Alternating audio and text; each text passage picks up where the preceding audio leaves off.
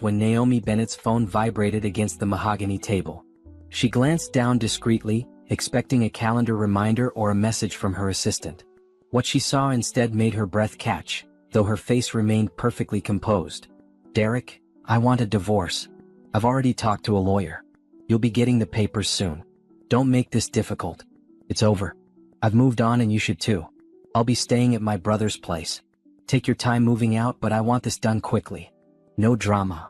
Naomi stared at the screen for exactly 3 seconds. Around her, voices debated marketing strategies and budget allocations. Someone asked her opinion about the social media campaign. She responded clearly, her voice steady, while her mind processed the 43 words that were supposed to shatter her world. She took a screenshot, then another. Then she forwarded the message to her personal email with the subject line, "Evidence, date, time stamped." Her hands didn't shake. Her voice didn't crack. She participated in the rest of the meeting with the same focused professionalism she always brought to her work. Only she knew that beneath the surface, her thoughts were moving at lightning speed, not with emotion, but with calculation. This wasn't entirely surprising. For 6 months, Naomi had noticed the signs. Derek coming home later and later, his phone always face down, new cologne, a sudden interest in the gym he'd ignored for years. She'd noticed the distance, the way he no longer asked about her day, the way intimacy had become mechanical and rare. She'd noticed, and she'd quietly started protecting herself, updating her resume, taking on bigger projects at work, making sure her name was on every achievement and recognition. Some part of her had known this was coming. Some part of her had been preparing. The meeting ended at 3:15. Naomi gathered her materials, smiled at her colleagues, and walked back to her office with measured steps. She closed the door, sat at her desk, and read the message again. And again. And again. Derek Bennett. Her husband of 8 years.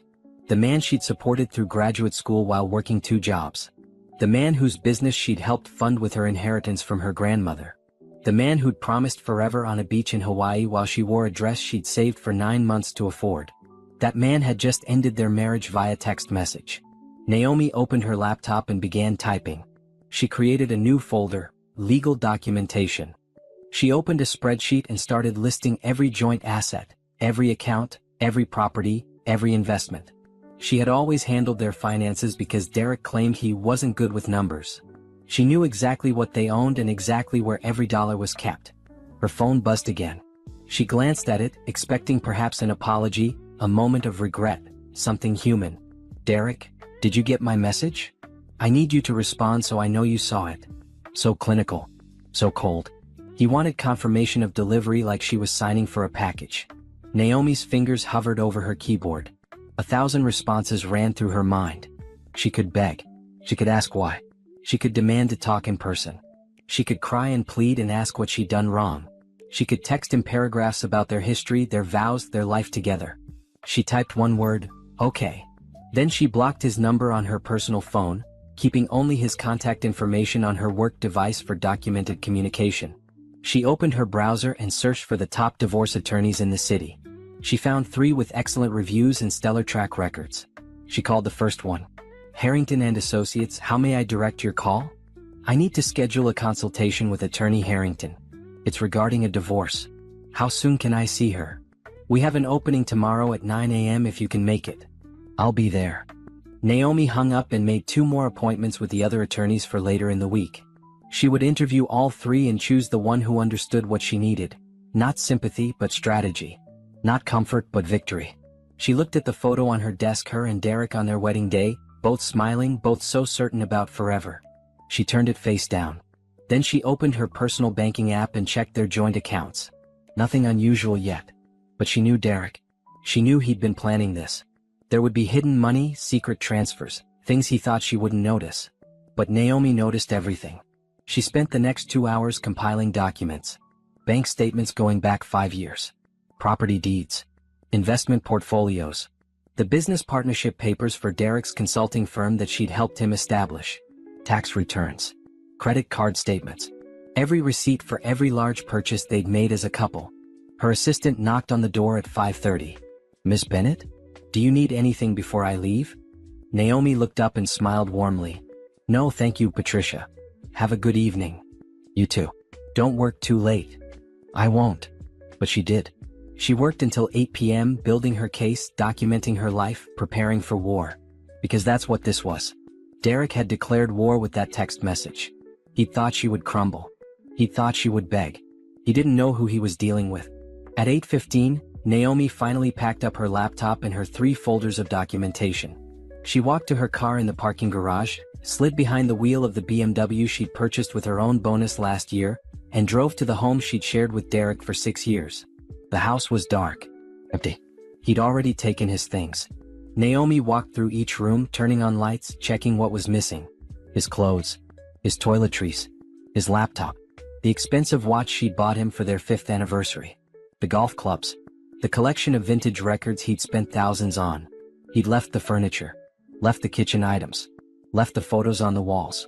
As if the shell of their life together was enough for her to keep while he took everything that mattered to him. Naomi stood in the kitchen where she'd made 1,000 dinners, hosted dozens of parties, celebrated countless small moments. She felt nothing. No tears. No anger. Just a strange, calm clarity. Her phone buzzed.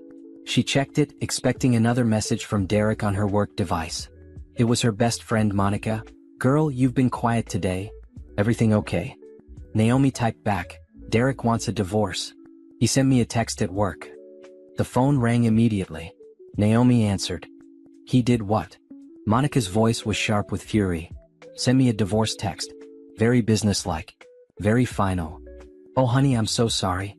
I'm coming over right now. Are you?" "I'm fine," Naomi interrupted. "Actually, I'm better than fine. I'm prepared." There was a pause. "What do you mean?" "I mean, I've already hired an attorney, documented all our assets, and started the process of protecting myself. I mean, I'm not falling apart. I'm not begging. I'm not giving him the satisfaction." "Damn," Monica said softly. "You're serious." "Completely. This is the best thing that could have happened to me. I just didn't know it yet." "What did you say to him when he texted?" "I said okay." Monica laughed, surprised. "Just okay?" "Just okay. Let him wonder. Let him stew. Let him realize I'm not who he thinks I am." "I've never been more proud of you," Monica said. "But I'm still coming over. You shouldn't be alone tonight." "Actually, I want to be alone. I have work to do." "What kind of work?" "The kind that wins." After Monica hung up, clearly worried but respecting Naomi's wishes, Naomi walked upstairs to the bedroom she'd shared with Derek. She opened the closet where his clothes used to hang. Empty. She opened the drawer where he'd kept his watches and cufflinks. Empty. But in the back of the drawer, behind where his things had been, she found something he'd forgotten. A receipt. From a jewelry store. For an expensive diamond bracelet. Naomi had never received a diamond bracelet from Derek.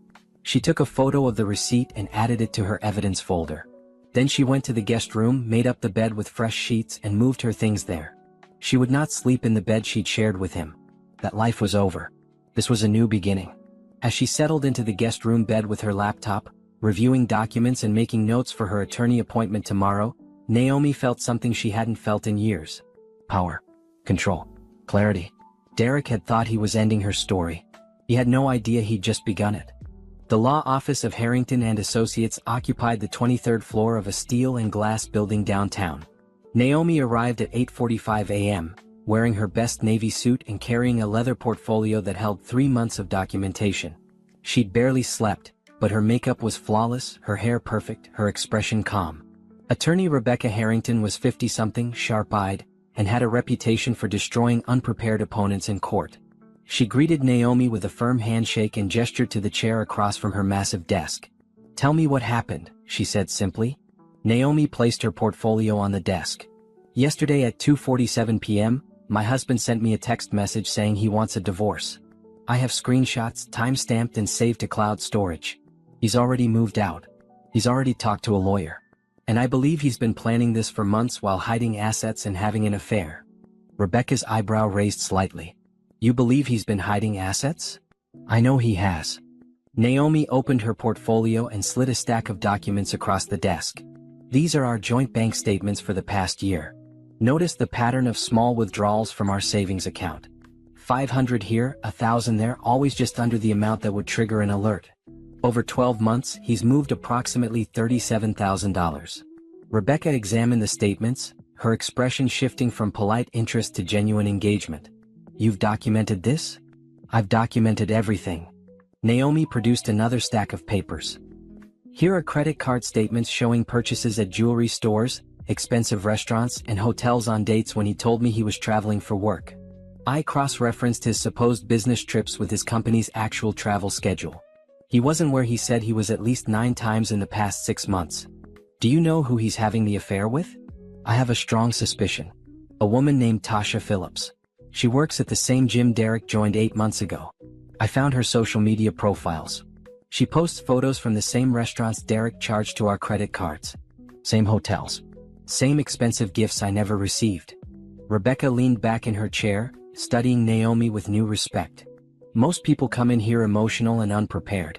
You came in like you're already building a case. That's because I am. I don't want comfort. I don't want sympathy. I want what's legally mine, and I want him to understand he made a massive mistake. What's your goal here? Fair division of assets, which means accounting for the money he hid and the marital funds he spent on his affair. I want the house or the cash equivalent. I want my portion of his business. And I want to walk away knowing he can never do this to another woman the way he did to me. Rebecca smiled. It wasn't a warm smile. It was the smile of a shark spotting blood in the water. I think we're going to work very well together. My retainer is $10,000. I have a cashier's check. Naomi produced it from her portfolio. And I have one question. How fast can we move on this? If you're ready, we can file within 48 hours. I'm ready. They spent the next 2 hours going through every detail of Naomi's marriage, her assets, Derek's business, and the evidence she'd compiled. Rebecca made notes, asked sharp questions, and periodically nodded with approval at Naomi's thoroughness. One more thing, Rebecca said as the consultation wound down. Do you want to try mediation first? Some people prefer to keep things amicable. Naomi thought about the text message. The cold, dismissive tone. The assumption that she would be easy to discard. No. I want him to face the full legal process. I want him to understand there are consequences for treating people like they're disposable. Understood. I'll draft the petition today. We'll include a complete accounting of marital assets, a request for temporary support while the divorce is pending, and documentation of his misconduct with marital funds. He's going to be very surprised. Good. Naomi left the office at noon feeling lighter than she had in months. She'd taken action. She'd hired the best. And she was in control of her own narrative now. Her work phone buzzed. Derek had sent another message. Derek, you only said okay? That's it? We need to talk about this like adults. Call me. Naomi smiled and typed back. All communication should go through my attorney, Rebecca Harrington at Harrington and Associates. Her office will contact yours soon. She could imagine his face when he read that. The confusion. The anger. The realization that she wasn't going to make this easy for him. Her phone rang 30 seconds later. Derek calling. She declined the call and immediately added a note to her evidence file. Attempted contact after being directed to attorney. Time, 12:47 p.m. By the time she got back to her office, Derek had called 4 more times and sent 6 messages, each one more frustrated than the last. Derek, are you serious right now? You hired a lawyer already? Derek, this is ridiculous. We can handle this ourselves. Derek, Naomi, answer your phone. We need to talk.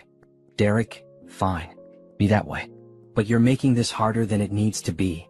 Naomi saved screenshots of everything and sent them to Rebecca with a brief email. Subject is attempting continued contact despite being directed to legal counsel. Rebecca responded within minutes. Perfect. Keep documenting. Don't respond. At 2 p.m., Naomi had a meeting with her department head, James Crawford. He was 60, respected, and had always been supportive of her career advancement. Naomi, come in, he said warmly. I wanted to talk to you about the Fitzgerald account. The client specifically requested you lead their rebranding campaign. Naomi felt a surge of satisfaction. The Fitzgerald account was worth $3 million and would put her in line for the senior director position opening up next quarter. I'd be honored.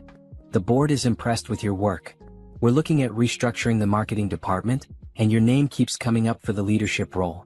How would you feel about taking on more responsibility? I'm ready for it. James nodded. I thought you might be. We'll talk specifics next week, but I wanted you to know you're being considered. Keep doing what you're doing. As Naomi walked back to her office, she felt the pieces of her new life clicking into place. Better job. Better position. better future. All of it hers, built on her own merit, independent of Derek and his betrayal. Her phone buzzed again. This time it was Monica. How did the lawyer meeting go? Perfect. I hired her. We're filing in 2 days. Damn girl. You're really doing this. I really am. How do you feel? Naomi paused, considering the question honestly. How did she feel? Yes, somewhere deep down. Angry? Absolutely. But more than anything, she felt determined, focused, strong. I feel free, she typed back. That evening, Naomi went to the house one more time. She needed to start thinking about whether she wanted to keep it or sell it and start fresh. As she walked through the rooms, she tried to feel nostalgic or sad. Instead, she just felt detached. These were rooms where she'd been slowly disappearing, slowly becoming smaller, slowly accepting less than she deserved. She didn't want them anymore. She called a realtor. I may be listing a property soon. Can you come do an evaluation? Of course. When works for you. Tomorrow evening?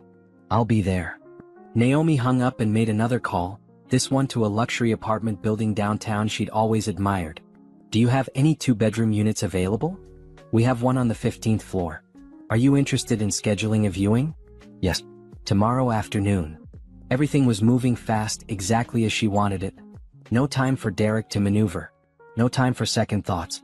No time for weakness. Her work phone buzzed. Another message from Derek. Derek, Tasha knows a lawyer. We should all sit down together and work this out reasonably.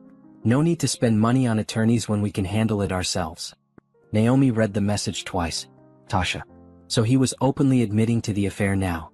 And he wanted her to sit down with both of them and work it out reasonably. The audacity was almost impressive. She forwarded the message to Rebecca with a note. Husband confirming affair and suggesting joint meeting with mistress and myself. Clear evidence of relationship. Rebecca's response was immediate. Gold. Keep them coming. Naomi smiled and finally typed a response to Derek. I will not be meeting with you or your girlfriend. All communication goes through my attorney. She will be in touch with your lawyer soon. She sent it and then blocked his number on her work phone too.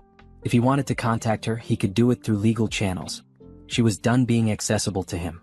That night, Naomi ordered takeout from her favorite Thai restaurant, poured herself a glass of wine, and sat in the empty house making lists. Things she wanted from the divorce. Things she wanted for her new life. Goals for her career. Plans for her future. Nowhere on any list did Derek's name appear. He'd wanted her to beg, to cry, to fall apart. Instead, she was building an empire. The next morning, Naomi arrived at work an hour early. She had the Fitzgerald presentation to prepare, but first she had other business to handle. She opened her laptop and began a systematic review of every financial document she could access. Joint checking account. She transferred her salary deposits to a new personal account she'd opened yesterday. She left Derek's deposits alone, taking only what was legally hers. Joint savings. She documented the balance and left it untouched. Rebecca had advised her not to drain accounts, but to show a clear record of what existed before the divorce proceedings. Credit cards. She made screenshots of every charge for the past 2 years. The jewelry store purchases. The hotel rooms. The expensive dinners at places they'd never gone together. The gifts she'd never received. One charge caught her attention. A payment to a travel agency for a vacation package to Cancun, booked for 3 weeks from now. 2 tickets. Resort booking for 7 days. Naomi had not been invited to Cancun. She took detailed screenshots, including the confirmation number, and sent everything to Rebecca with a note. Husband has booked vacation with girlfriend using marital funds. Departure date is 3 weeks out. Rebecca responded, perfect timing. We'll make sure he doesn't enjoy that trip. At 9 a.m., Naomi had her viewing appointment at the luxury apartment building. The unit was stunning. Floor-to-ceiling windows overlooking the city, modern kitchen with high-end appliances, a primary bedroom with an enormous closet, and a second bedroom perfect for a home office. The building had a gym, a rooftop terrace, and 24-hour security. What do you think? The leasing agent asked. I'll take it, Naomi said. How soon can I move in? We can have it ready in 2 weeks with first month, last month, and security deposit. Done. Naomi pulled out her checkbook. Her own checkbook from her own account, filled with her own money that she'd earned. Let's do the paperwork. An hour later, she had a lease agreement and keys to her new life. She drove straight to the house to meet the realtor for the evaluation.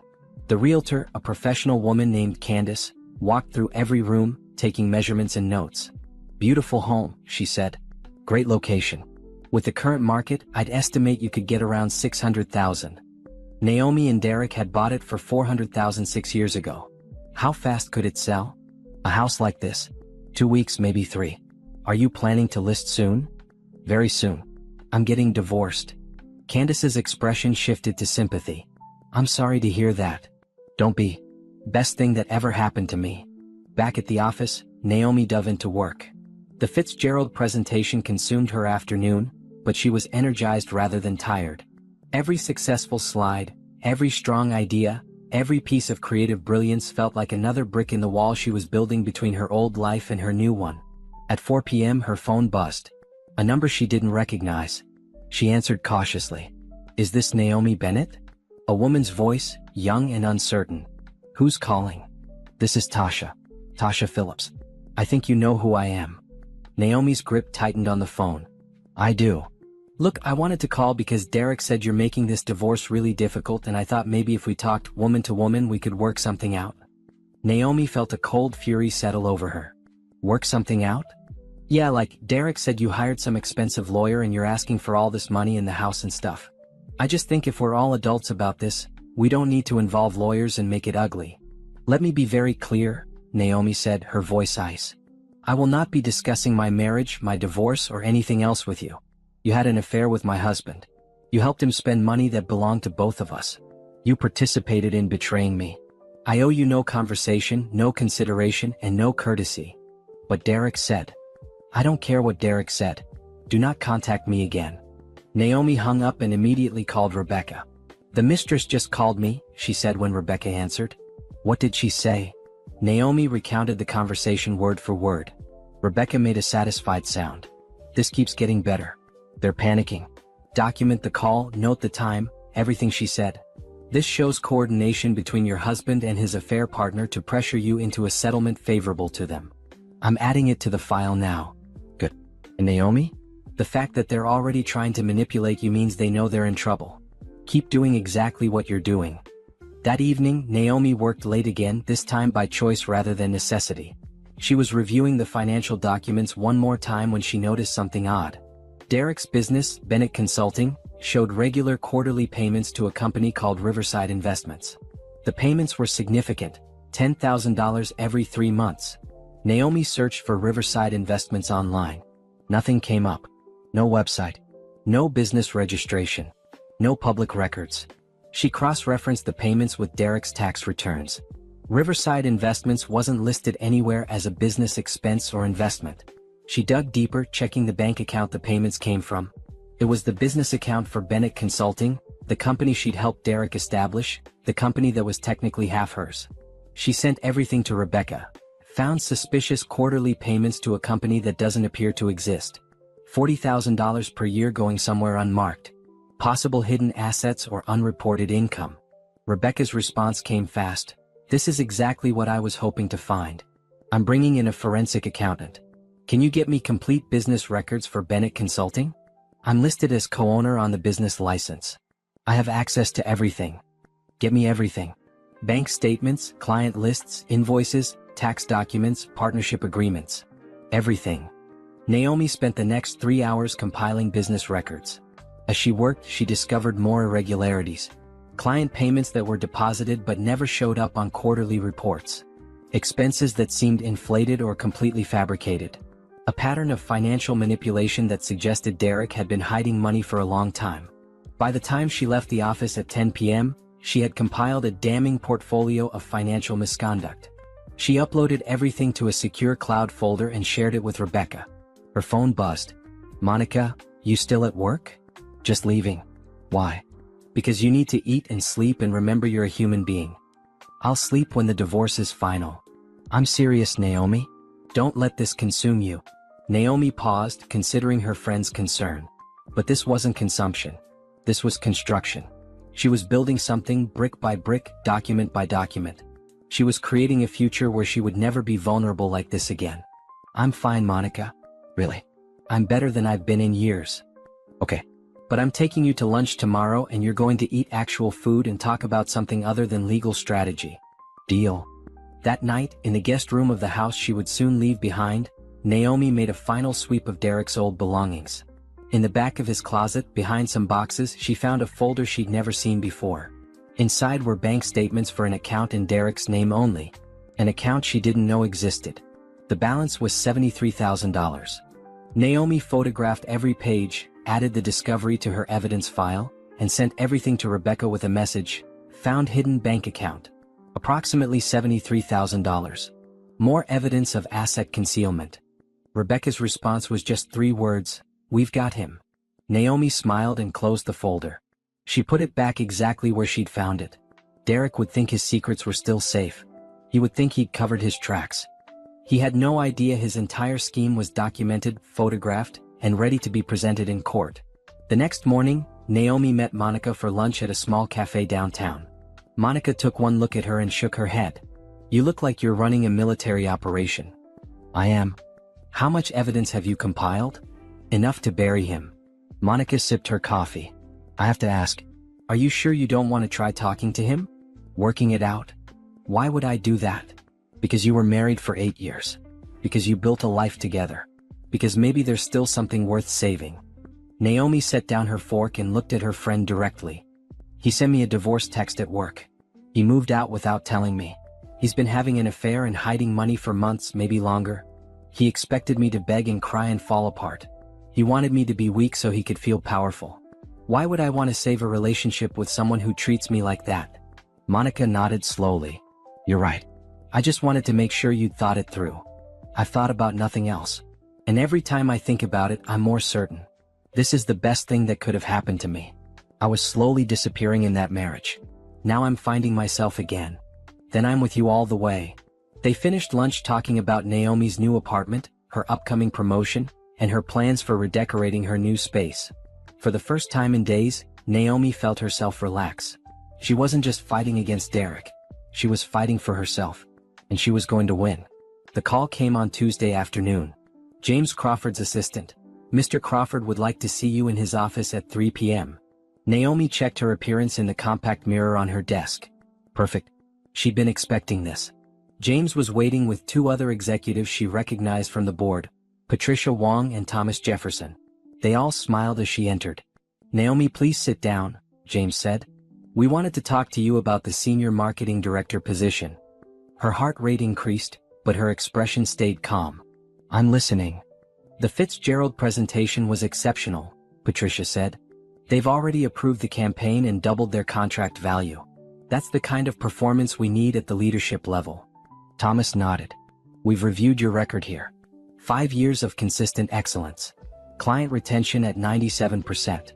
Revenue growth of 40% in your accounts. You're exactly what this department needs." James leaned forward. "We'd like to offer you the position. 20% salary increase, full benefits package, corner office, and leadership of a team of 12 people. What do you say?" Naomi let herself smile. "I say yes." They spent the next hour discussing details. Her new salary would be $175,000 per year. She'd have autonomy over her team and her strategies. She'd report directly to the executive board. The position started in 2 weeks. When Naomi left the office, she felt like she was floating. This was real power. Real success. All hers. She called Rebecca immediately. "I just got promoted. Significant salary increase. Congratulations. This affects our filings in a good way. Shows you're financially independent and capable of supporting yourself, which helps our position. How much is the increase?" Naomi told her. "Perfect. We'll include this in our documentation. It strengthens our case that you don't need Derek's support, you just want what's legally yours." That evening, Naomi signed the lease for her new apartment and arranged for movers to come in 10 days. She walked through the house she'd shared with Derek, deciding what to keep and what to leave behind. Most of the furniture could stay. She wanted new things. Clean things. Items that had no memory of him attached. She took the artwork she'd bought before they married. The books that were hers. The kitchen gadgets she actually used. Her grandmother's china. Her personal items. Everything else could stay in the house for Derek to deal with after she sold it. Her work phone buzzed. She'd kept Derek's contact information active just for legal documentation. Another message from him. "Derek, my lawyer says your lawyer is asking for an unreasonable settlement. This is exactly what I said would happen if you hired someone. You're being difficult for no reason. Naomi forwarded the message to Rebecca and typed back to Derek, all communication through attorneys. Derek, this is ridiculous. We're adults. We can talk. No, we can't. And we won't. She blocked the number again and made a note. Additional attempts at direct contact after being told to communicate through legal counsel. The next morning she received an email from Rebecca's office. Petition for divorce filed. Service arranged for tomorrow at Bennett Consulting offices. Forensic accountant has begun review of business records. Naomi felt a surge of satisfaction. Tomorrow, Derek would be served with divorce papers at his office, in front of his colleagues, just as he'd expected her to fall apart at work when he sent that text. The symmetry was perfect. She spent the day working on transition plans for her new position. She'd need to delegate some of her current accounts and start interviewing for her team. The work was engaging and exciting, a reminder that she had a whole life beyond this divorce. At noon, Monica texted, "Lunch? Can't. Working on promotion stuff. Dinner then. 7 p.m. That new Italian place. Non-negotiable. Fine. See you there." Naomi arrived at the restaurant at 7 sharp. Monica was already there, along with 3 other women Naomi recognized. Colleagues from work who'd been supportive during her rise through the company. "What's this?" Naomi asked, surprised. "This is us celebrating you," Monica said. "Your promotion. Your new apartment. Your new life. You've been so focused on the legal stuff, we wanted to remind you that you're winning in every way that matters." They ordered wine and appetizers, and for 2 hours, Naomi let herself relax. They talked about work gossip, future plans, travel dreams, and everything except Derek. It was exactly what she needed. To Naomi, Monica raised her glass. "The strongest woman I know." To Naomi, the others echoed. As they clinked glasses, Naomi felt genuinely happy. Not just relieved or determined or strategic. Actually happy. She had good friends. A great career. A future full of possibilities. Derek's betrayal had hurt, but it had also freed her. The next day at 2:30 p.m., Naomi received a text from Rebecca. Service completed. Subject extremely surprised and upset. Tried to refuse papers. Process server confirmed delivery. Naomi smiled. She could imagine Derek's face. The confusion. The anger. The realization that she was serious and prepared and not going to back down. Her work phone rang 5 minutes later. Derek's lawyer, according to the caller ID. "This is Naomi Bennett." "Ms. Bennett, this is attorney Greg Sampson. I represent Derek Bennett. I know who you are. All communication should go through my attorney. I understand, but I wanted to reach out directly to see if we might avoid expensive litigation by..." "No. Anything you want to say, you can say to Attorney Harrington. Goodbye." She hung up and immediately called Rebecca. "Derek's lawyer just tried to contact me directly. They're already trying to bypass proper channels. That's a good sign for us. It means they're worried." "How worried should they be?" "Very. The forensic accountant found evidence of significant asset concealment. Probably close to $200,000 that Derek has hidden or misreported over the past 3 years. We're building a case for fraud." "Fraud? Financial fraud. Hiding marital assets during a divorce is illegal. He could face serious consequences beyond just losing the money." Naomi felt a cold satisfaction settle over her. Good. That evening she packed boxes in the house, preparing for her move. She was in the garage, sorting through old storage boxes, when she found something that made her pause. A box of her things from college. Old papers. Photos. Mementos from before she'd met Derek. She pulled out a photo of herself at 21, graduating with her business degree. She looked young and confident and full of potential. She'd let Derek dim that light. She'd let his needs and his career and his wants take priority over her own ambitions. She'd made herself smaller to make him feel bigger. Never again. She put the photo in a box marked Keep, and continued sorting. Her phone buzzed. An email from the realtor. "I have 3 interested buyers already. Can we schedule showings for this weekend?" Naomi typed back, "Yes. I'll make sure the house is ready." Everything was moving forward. The divorce. The new job. The new apartment. The sale of the house. All of it happening on her terms, in her time, according to her plans. Derek had thought he was ending her story with that text message.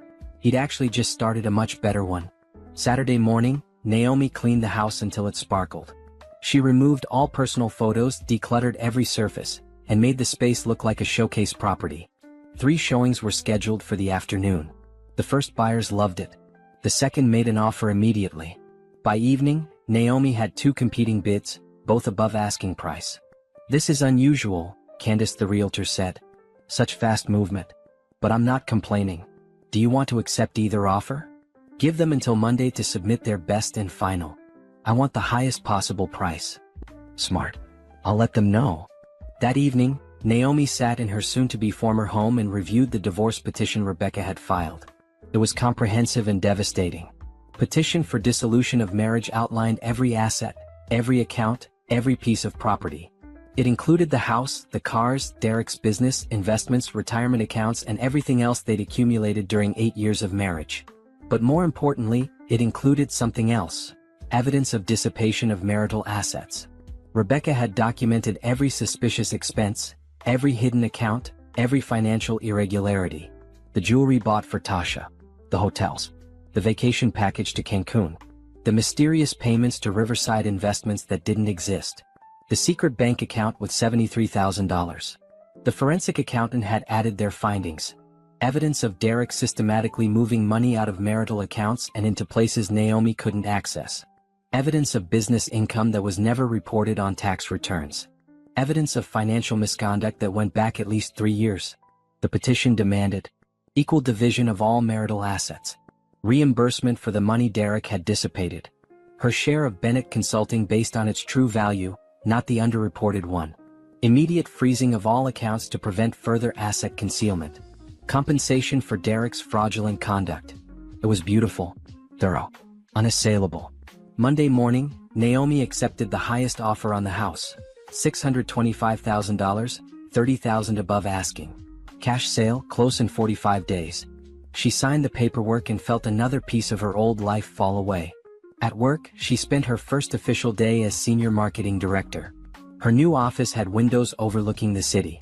Her new team gathered for an introductory meeting, and she could see the respect in their eyes. She'd earned this position through merit and excellence, and they knew it. At 11 a.m. her work phone buzzed. Rebecca calling.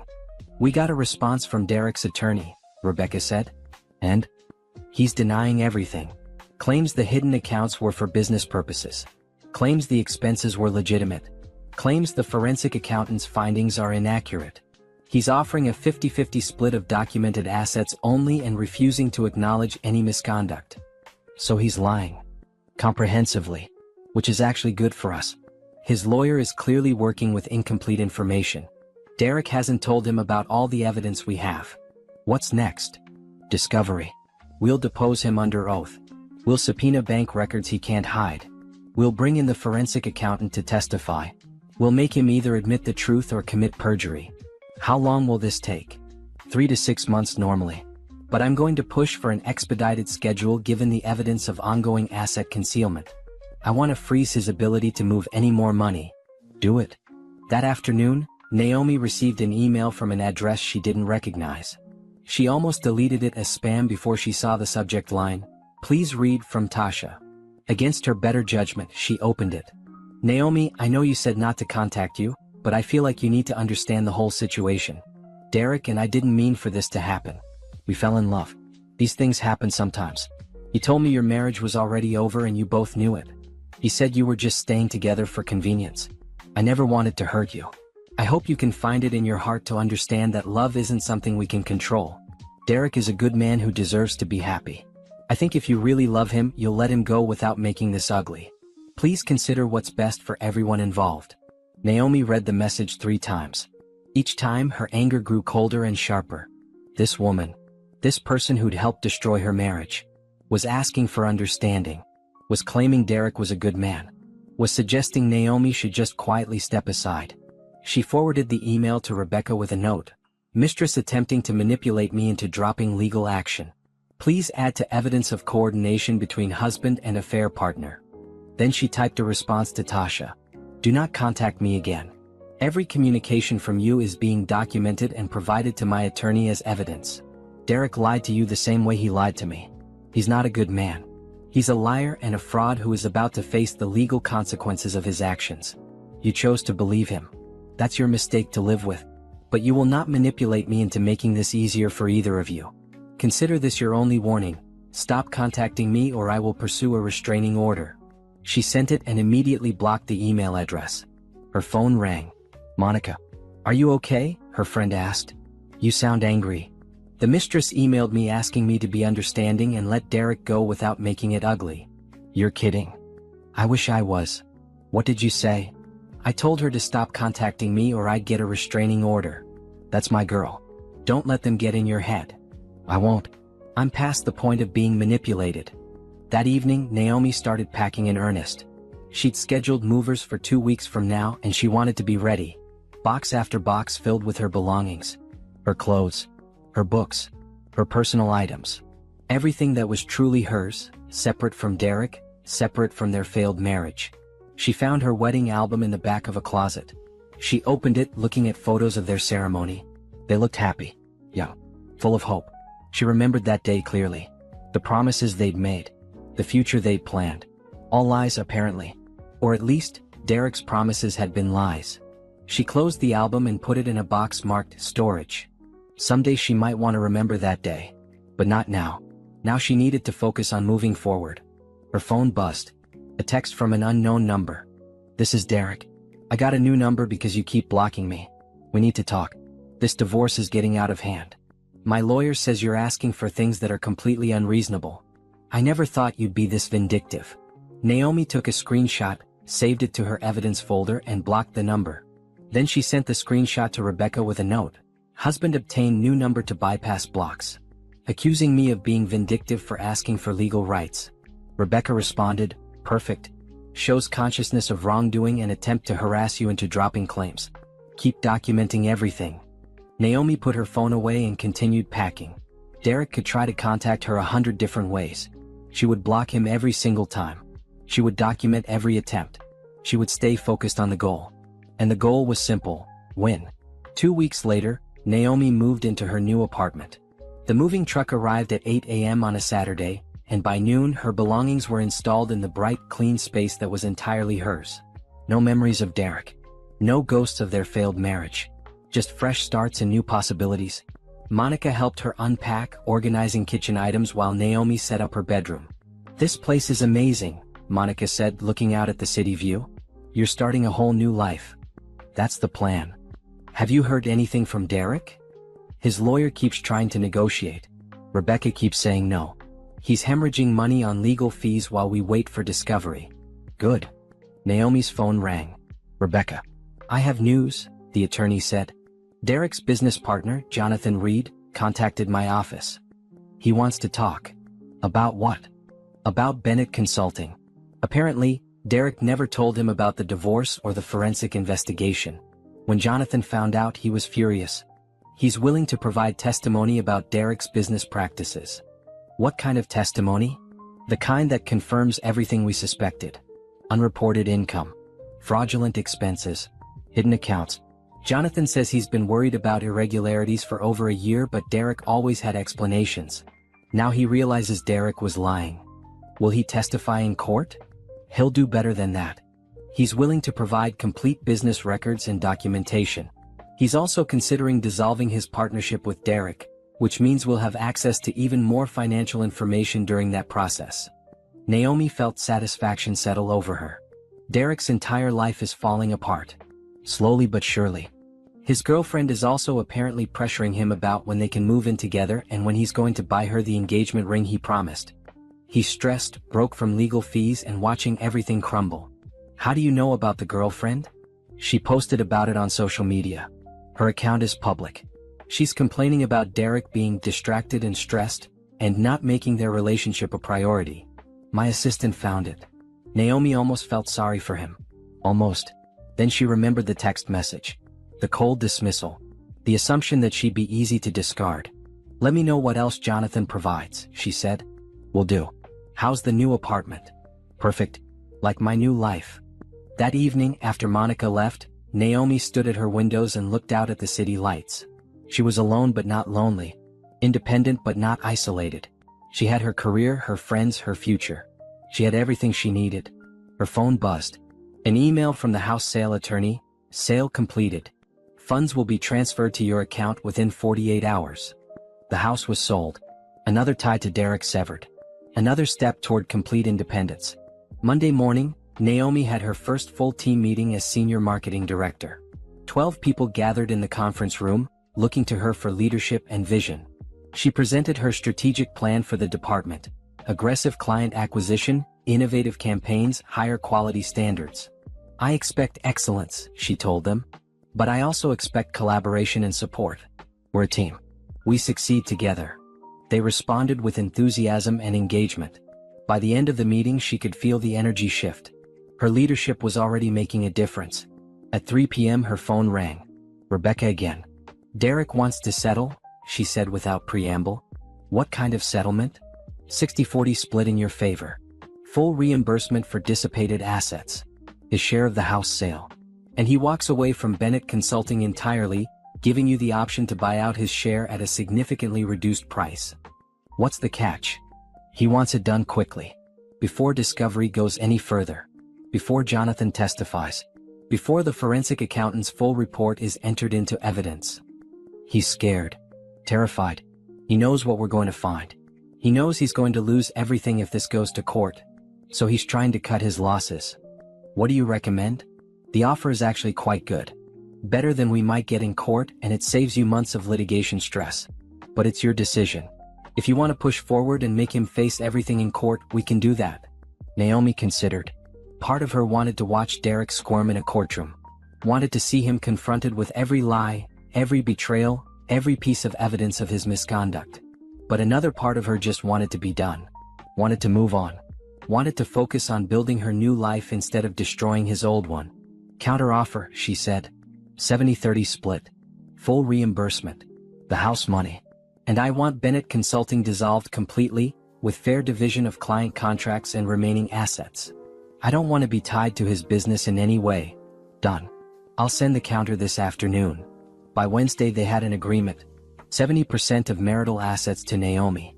Every penny of the money Derek had hidden or spent on Tasha. The proceeds from the house sale. And complete dissolution of Bennett Consulting, with Naomi receiving financial compensation for her share rather than ongoing business involvement. "Sign here," Rebecca said, sliding the settlement agreement across her desk. Naomi reviewed every page. Every clause. Every number. It was all there. Everything she'd fought for. Everything she deserved. She signed. "Congratulations," Rebecca said. "You just won your divorce. When does it become final?" "Derek has to sign, which his attorney says will happen by Friday. Then we file with the court. Final decree will be issued in about 30 days. And then I'm free. Completely free." Naomi walked out of Rebecca's office feeling lighter than she had in months. It was over. The fighting. The documentation. The stress. All of it over. She'd won. That evening she celebrated with Monica and her work friends. They went to the rooftop bar of her apartment building, ordered champagne and toasted to new beginnings. To Naomi, Monica said, "Who took a divorce text and turned it into a complete life transformation?" To Naomi, they echoed. As the sun set over the city, Naomi felt genuinely at peace. Derek had tried to destroy her. Instead, he'd freed her. She was stronger, richer, more successful, and infinitely happier than she'd been in years. Her phone buzzed. A message from an unknown number. "This is Derek. I know you won't respond, but I need you to know I'm sorry. I made a terrible mistake. Tasha and I broke up. She was only interested in money I don't have anymore. I see now that you were the best thing that ever happened to me. Is there any chance we could talk? Maybe work on fixing things?" Naomi read the message once. Then she deleted it and blocked the number. There would be no conversation. No reconciliation. No second chance. She'd moved on. And she was never looking back.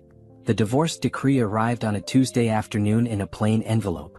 Naomi opened it in her new home office, surrounded by unpacked boxes and fresh possibilities. The document was official and final. The marriage between Naomi Bennett and Derek Bennett was dissolved. She felt nothing but relief. The financial settlement had been deposited into her account, $487,000. Her 70% share of their combined assets, plus the money Derek had hidden, plus reimbursement for everything he'd spent on his affair.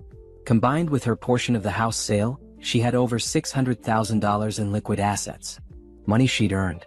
Money that was legally and rightfully hers. Money that represented a fresh start. Rebecca called that evening. "Have you received the decree?" "Yes. It's done. How do you feel? Free. Completely free. Good. You should feel proud too. You handled this divorce better than anyone I've ever represented. You were strategic, thorough, and never let emotion cloud your judgment. I had a good attorney. You had good instincts. The attorney just helped execute them. After they hung up, Naomi poured herself a glass of wine and sat at her window, looking out at the city. This was her life now. Independent, successful, unburdened. Her phone rang. Monica. I heard the decree came through. How are you? I'm good. Actually good, not just pretending. We're celebrating. Friday night. Big dinner. All your friends. No arguments. Okay. But I'm paying. Absolutely not. This is our treat. You've been through enough. Friday evening, Naomi met 8 friends at an upscale steakhouse. They'd reserved a private room and filled it with laughter, good food, and genuine celebration. These were people who'd supported her through the divorce, who believed in her when Derek tried to make her feel small. Speech. Someone called out. Naomi stood surprised. I didn't prepare anything. Just tell us how you feel, Monica encouraged. Naomi looked around the table at the faces of people who'd become her family. 6 months ago, I got a text message that was supposed to break me. My husband wanted a divorce and he thought I'd fall apart. He thought I'd beg. He thought I'd be easy to discard. She paused, gathering her thoughts. Instead, that text became the best thing that ever happened to me. It forced me to see my own strength. It pushed me to fight for myself. It showed me that I'm capable of so much more than I ever believed. She raised her glass. So here's to terrible text messages that lead to beautiful transformations. Here's to finding out you're stronger than you thought. And here's to all of you for being there when I needed you most. They clinked glasses and cheered, and Naomi felt overwhelmed with gratitude. She'd lost a husband, but she'd gained clarity about who her real family was. The next week, Naomi threw herself into work. The Fitzgerald campaign was a massive success, earning media coverage and industry awards. Her team was performing brilliantly under her leadership. She received invitations to speak at marketing conferences and business leadership events. One invitation particularly caught her attention, a women's business summit focused on resilience and entrepreneurship. They wanted her to speak about rebuilding after personal crisis, a case study in professional success. She accepted. The event was in 6 weeks, which gave her time to prepare. She started outlining her speech, thinking about what she wanted to say to women who might be going through similar situations. How do you rebuild when someone tries to destroy you? How do you find strength when you feel broken? As she worked on her presentation, she realized she had more than just a speech. She had a story. A real story about transformation and empowerment that could actually help people. She started writing it all down. Not just for the speech but for herself.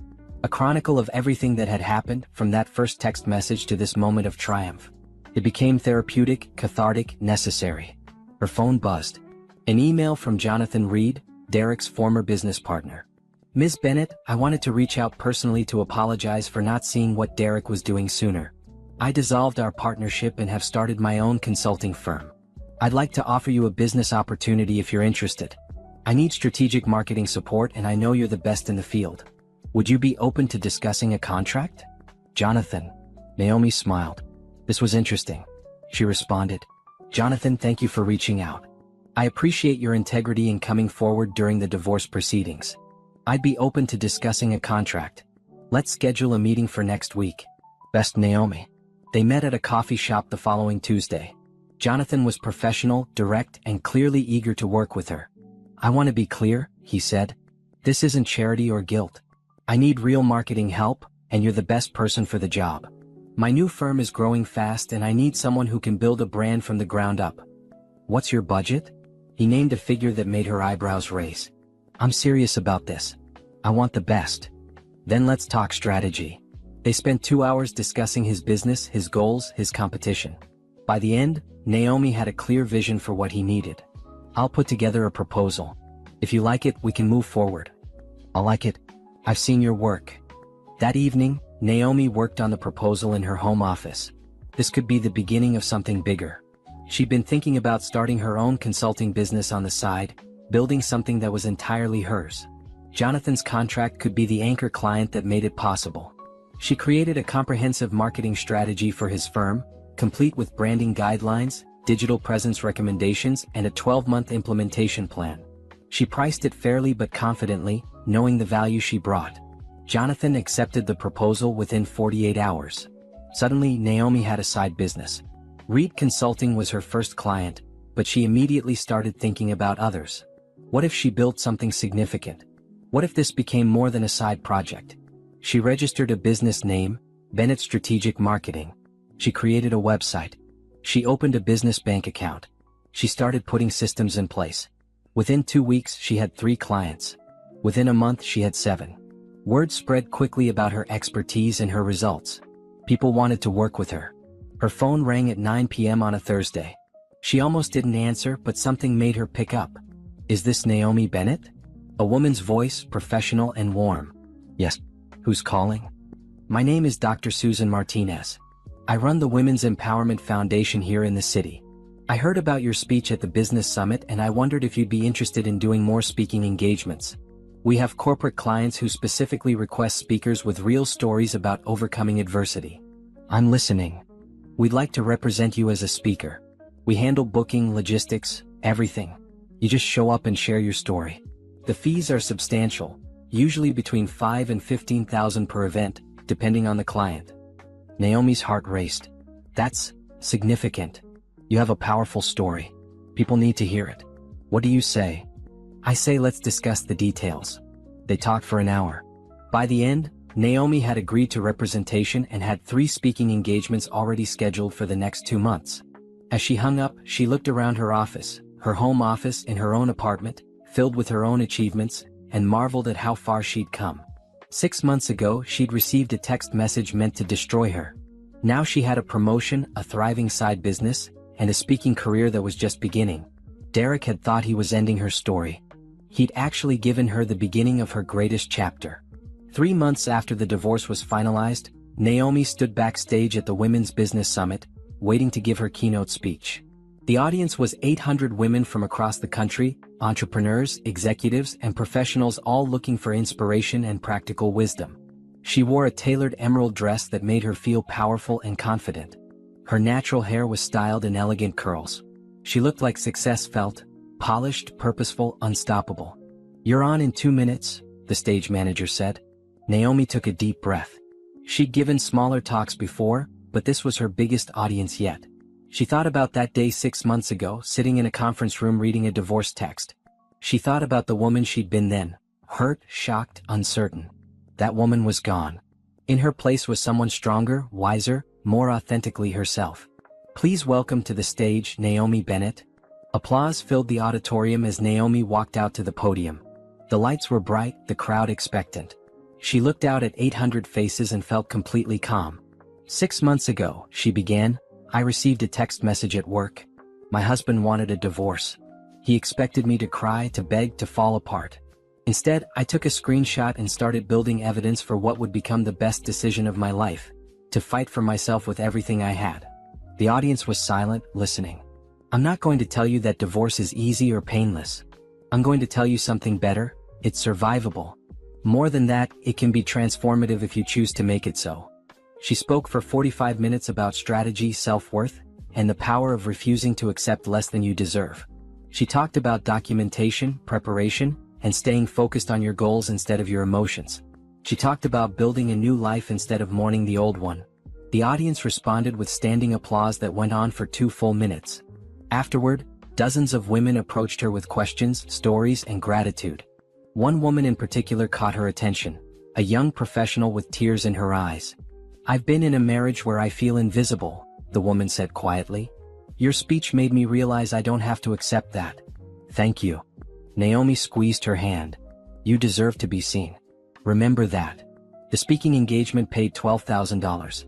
Combined with her salary, her consulting business, and her settlement money, Naomi was financially secure in a way she'd never been before. But more importantly, she was emotionally secure, confident. That evening, she had dinner with Monica at their favorite restaurant. "You were amazing today," Monica said. "I watched the live stream. Those women needed to hear exactly what you said. It felt right. Like I was meant to share this story. Because you were." "How many speaking engagements do you have now?" 8 scheduled over the next 4 months. "Dr. Martinez says the requests keep coming in." Monica raised her wine glass. To my brilliant, successful, inspiring best friend, who took the worst day of her life and turned it into a movement. They clinked glasses and Naomi felt genuine joy.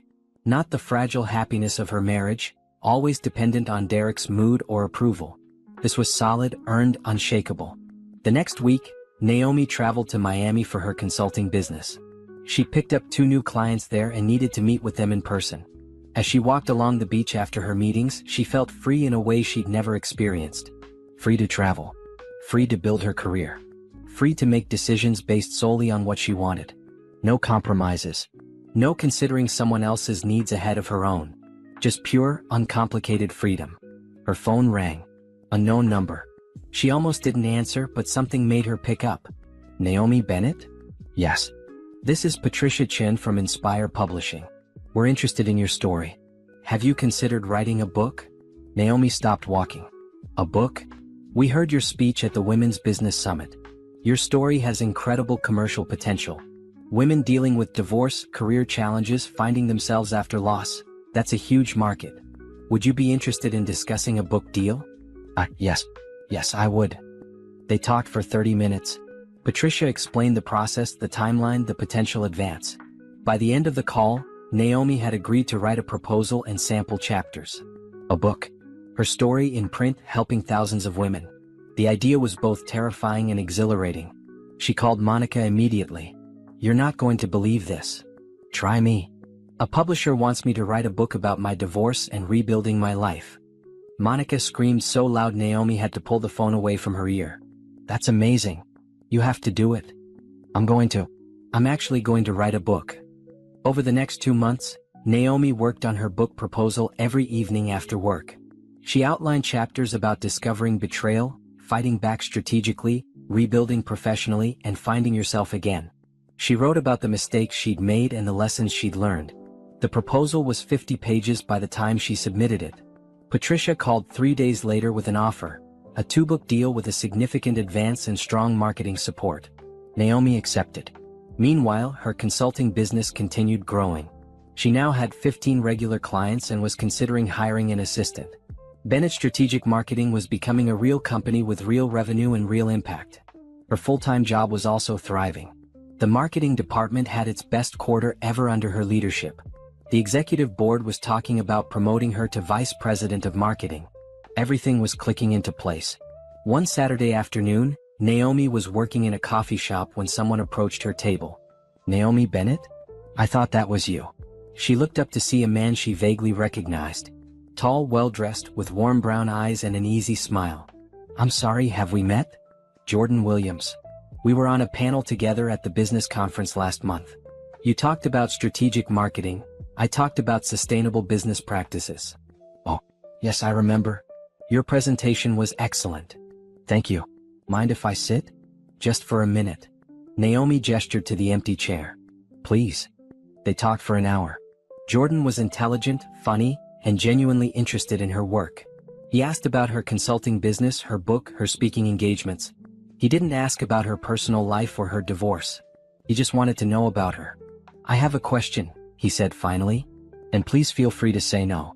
But would you be interested in getting dinner sometime? Not as networking, just as 2 people getting to know each other. Naomi paused. She hadn't thought about dating. Hadn't considered opening herself to that vulnerability again. But looking at Jordan, she felt something she hadn't felt in a long time. Curiosity. Interest. Possibility. I'd like that, she said. They exchanged numbers and made plans for the following Friday. As Naomi walked home that afternoon, she thought about how far she'd traveled. From that conference room 6 months ago to this moment. From devastation to transformation. From survival to thriving. She wasn't the woman Derek had tried to discard. She was someone better. Someone stronger. Someone who knew her own worth and wouldn't settle for less. And she was just getting started. The coffee shop where Naomi met Jordan for their first date was quiet and intimate. He was already there when she arrived, standing when he saw her and pulling out her chair. You look beautiful, he said simply. Thank you. They ordered coffee and talked for 3 hours.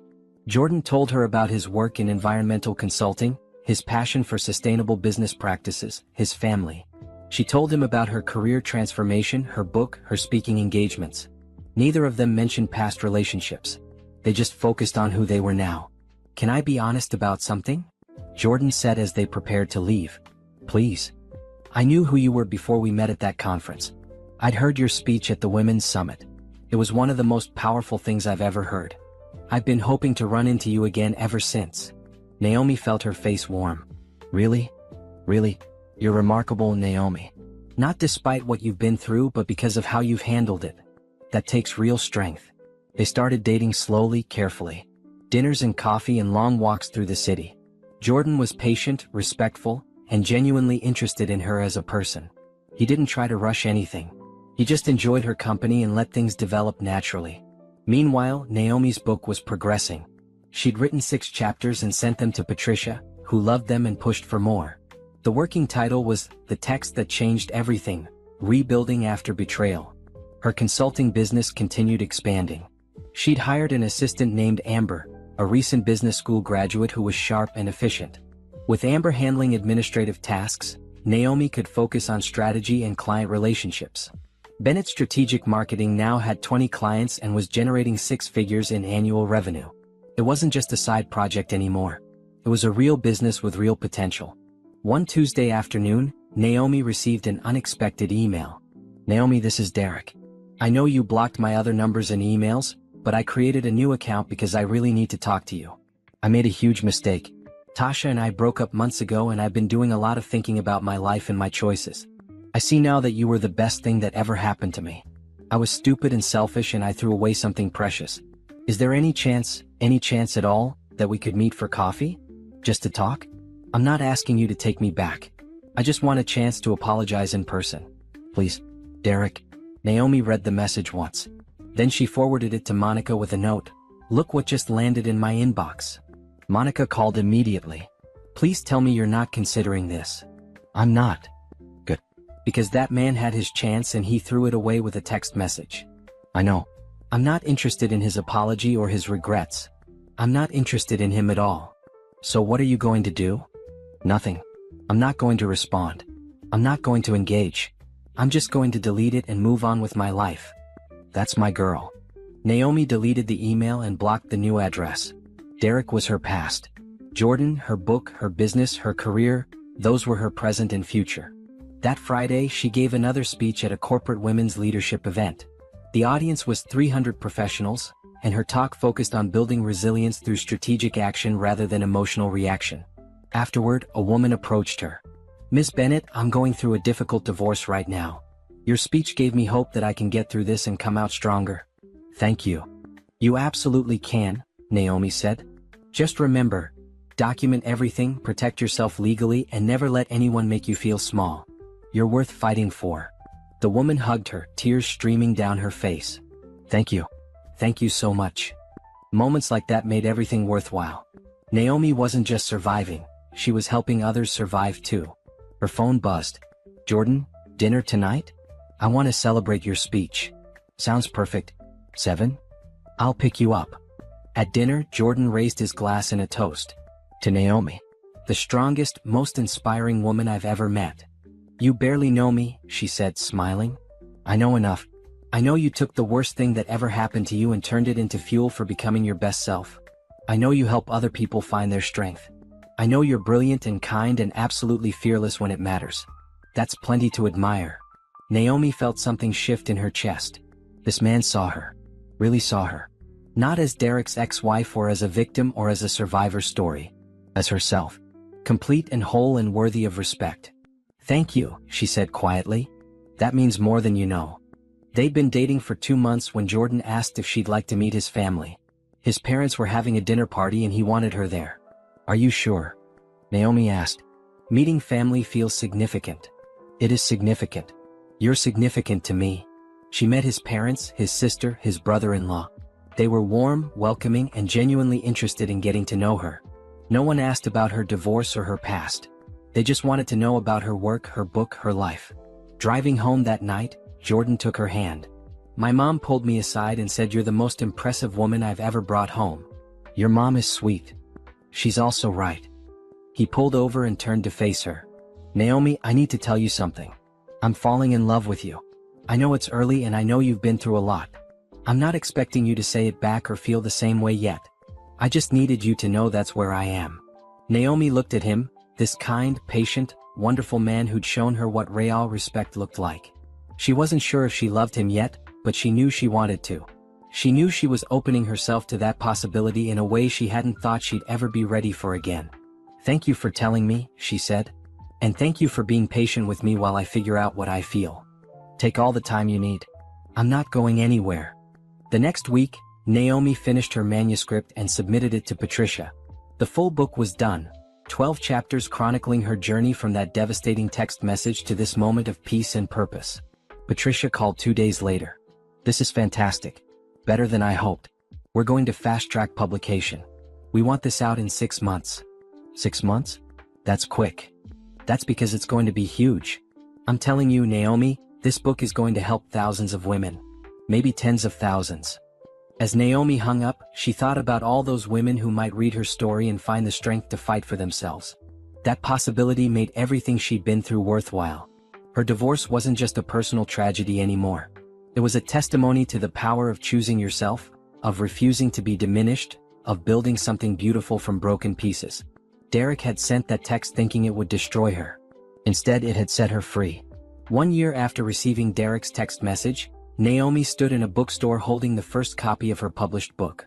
The text that changed everything had a striking cover, a phone screen showing a simple message against a background of city lights and possibilities. The book tour started in 2 weeks. Patricia had scheduled events in 12 cities across the country. Pre-orders were strong. Early reviews were glowing. "How does it feel?" Monica asked, standing beside her. "Surreal. Good. Like proof that I actually survived and thrived." "You did more than survive, girl. You conquered." Naomi's consulting business now employed 3 people. Amber, a marketing specialist named Travis, and a business development coordinator named Simone. Bennett's strategic marketing had 42 clients and was on track to hit 7 figures in annual revenue by next year. Her day job had also evolved. She'd been promoted to vice president of marketing with a salary of $225,000 and a team of 35 people under her leadership. The company was thriving under her strategic vision. But more than the professional success, Naomi had found personal peace. She'd learned to trust her own judgment. She'd learned that being alone was better than being diminished. She'd learned that happiness came from respecting yourself enough to demand respect from others. Her relationship with Jordan had deepened slowly over the past 10 months. He'd proven himself consistently patient, kind, and genuinely interested in her as a complete person. They'd taken a trip to Italy together. They spent weekends exploring the city or just reading quietly in her apartment. He'd never pushed for more than she was ready to give. Last week, he'd asked if she'd like to move in together. She'd said yes. Not because she needed him or because she was afraid of being alone, but because she wanted to share her life with someone who treated her as an equal partner. Someone who celebrated her success instead of feeling threatened by it. Someone who saw her strength and loved her for it. They were looking at apartments this weekend. Something bigger, with space for both of their home offices and room for the life they were building together. The night before her book tour launch, Naomi had dinner with all the people who'd supported her through the past year. Monica, her work friends, Jordan, even Rebecca the attorney who'd fought so skillfully for her rights. "Speech," someone called out, laughing. Naomi stood, glass in hand. "A year ago I thought my life was ending. My husband sent me a text message and I believed I was being discarded, dismissed, destroyed. But what actually happened was liberation. I was freed from a relationship where I'd been making myself smaller. I was freed to discover who I really was and what I was actually capable of." She looked around the table. "Every person here helped me get to where I am now. You believed in me when I was still learning to believe in myself. You supported me when things were hard. You celebrated with me when things got better. I wouldn't be here without you." She raised her glass. "So here's to all of you. And here's to the truth I learned this year. The best revenge isn't destruction. It's building a life so good that you're grateful for the betrayal that forced you to find yourself." Derek thought he was ending my story. He actually just started the best chapter yet. Everyone cheered and clinked glasses. Naomi sat down next to Jordan, who squeezed her hand under the table. "I'm proud of you," he whispered. "Thank you for being part of this." The book tour was exhausting and exhilarating. City after city, Naomi spoke to crowds of women who'd experienced betrayal, divorce, professional setbacks, and personal crises. She signed books for hours after each event, listening to stories and offering encouragement. In Chicago, a woman told her, I read an advanced copy and it changed my life. I was about to go back to my ex-husband even though he cheated on me 3 times. Your book made me realize I deserved better." In Denver, a young professional said, "I've been making myself small at work to avoid threatening my boyfriend. Your story showed me I need to choose myself first."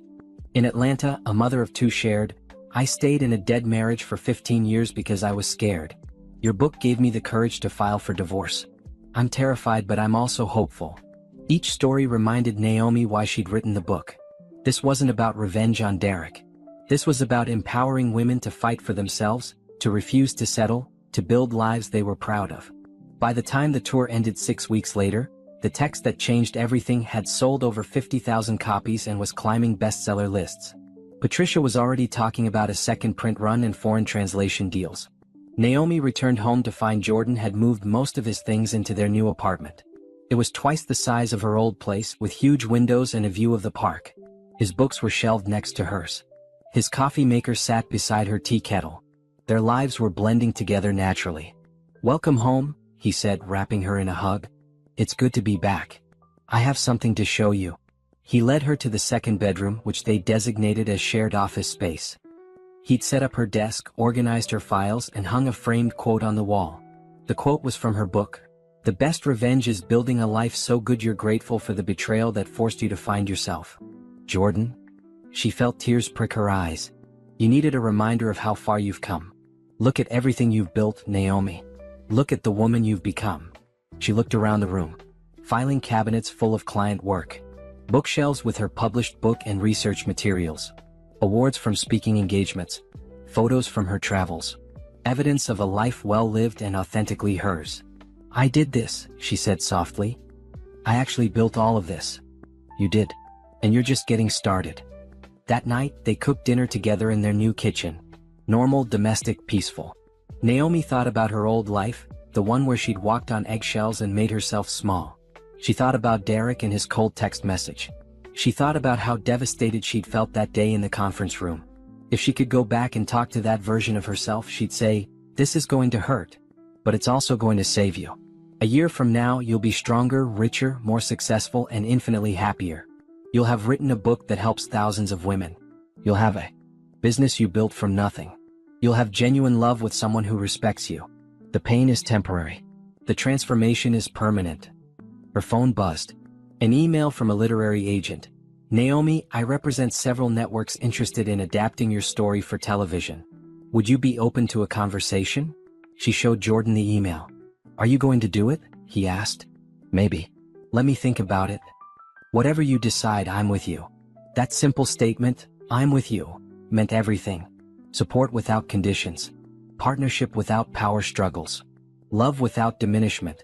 Naomi responded to the email, "I'd be interested in discussing possibilities.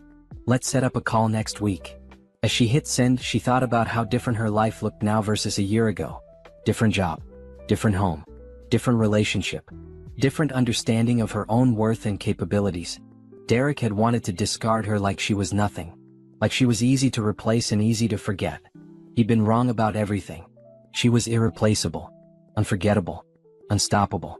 And the life she'd built without him was better than any life she could have imagined with him. The next morning, Naomi woke up early and went for a run in the park. The sun was rising, painting the sky in shades of pink and orange. She felt strong, capable, at peace. She thought about the women who'd read her book, who'd heard her speeches, who'd found courage in her story. She thought about the business she'd built and the career she'd advanced. She thought about Jordan sleeping peacefully in their apartment, waiting for her to come home. This was her life now. Full of purpose, possibility, and genuine happiness. Derek had sent a text thinking it would destroy her. Instead, it had been the first step toward her greatest transformation. And she wouldn't change a single thing about how it had all unfolded.